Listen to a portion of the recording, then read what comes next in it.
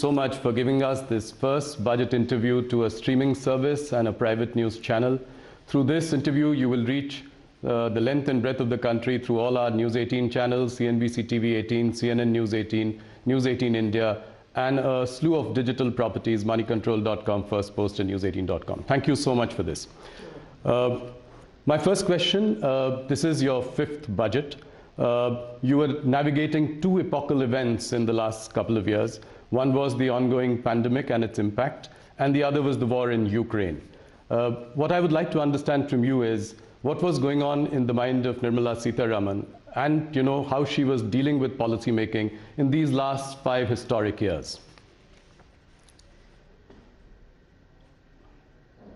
Starting with a very difficult question, because difficult not for any other reason but to capture the experiences, the as I say, anubhav, going through that, and also to look back at it now when you're probably slightly out of it.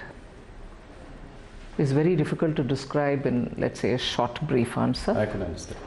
But yet, if you have to really capture it, I had no precedent before me to handle such a situation. There were no given templates. There were no examples to follow. And there were no theories which would have worked in such context.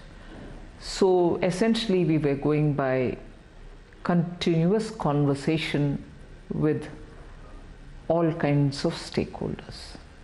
Those who have directly some thing to say about the industry and its suffering, MSME and its suffering, or even those who are observing it with a more discerning eye. So we had to engage in conversation continuously with all people, take their view, wait for ourselves to see which one is all right, which is more suitable for us and which is not. Yes.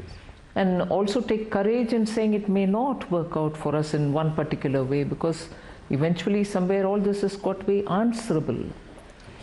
And therefore I think I would immensely recall the ways in which Honorable PM led the conversation with us.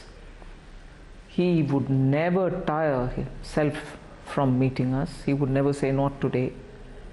So with all necessary precautions taken for COVID, following the protocol, we would still meet and talk about things. But eventually, whatever has been at that time decided and put out as schemes, one thing which was not so much relevant for dealing with the pandemic itself, but yet had to be done, was not to let go the opportunity to continue the reform process. Yes. So that was carried on. But we may do so many things. We may have a stable leadership, clear-headed leadership, which stands by us and gives us the guidance under the Prime Minister. And we may come up with the proposals and also launch some specific schemes at that time to benefit, to give relief and so on. Eventually, it is the way in which the people of India have absorbed it all. Absorbed it and found best ways to go around it with this kind of a succor which is coming from the government, or some hand-holding which is coming from the government. May not be adequate, but so the credit goes to the people of India for having so been in clued position with the government's every decision making, and kept pace with it all. And that is why today we are where we are. Entirely the way in which people of India have absorbed whatever has been done from the government side and put it to effect in the ground. You make a very important point. I think you never gave up on reforms in the last so many years.